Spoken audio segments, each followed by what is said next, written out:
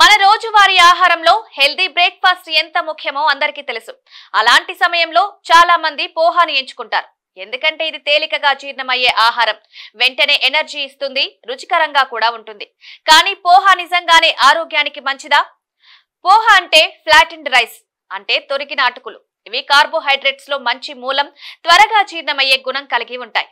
అందుకే ఉదయాన్నే తింటే మంచి ఎనర్జీ లభిస్తుంది. కానీ దీని ఆరోగ్య ప్రయోజనాలు మీకు పూర్తిగా తెలుసా? పోషక విలువల పరంగా చూస్తే పోహాలు తక్కువ క్యాలరీలు ఉంటాయి. ఇందులో ఐరన్ ఎక్కువగా ఉంటుంది, కాబట్టి రక్తహీనత ఉన్న వారికి బాగా ఉపయోగపడుతుంది. అంతేకాదు, ఇది గ్లూటెన్ ఫ్రీ ఫుడ్, కాబట్టి గ్లూటెన్ అలర్జీ ఉన్నవారు కూడా తినొచ్చు.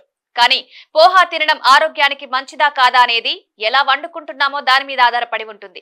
ఎక్కువ ఆలు, బటర్, నూనె వేసి వండితే ఆరోగ్యకరమైన పోహా కూడా ఫాస్ట్ ఫుడ్ లా మారిపోతుంది. దీన్ని హెల్దీగా మార్చాలంటే కొద్దిగా పచ్చి బఠానీలు, క్యారెట్, ఉల్లిపాయలు, మెంతికూర లాంటి కూరగాయలు వేసుకుంటే పోషకాహారంగా మారుతుంది. షుగర్ ఉన్నవారు ఎక్కువ ఆలు వేసిన పోహా తినకపోవడం మంచిది.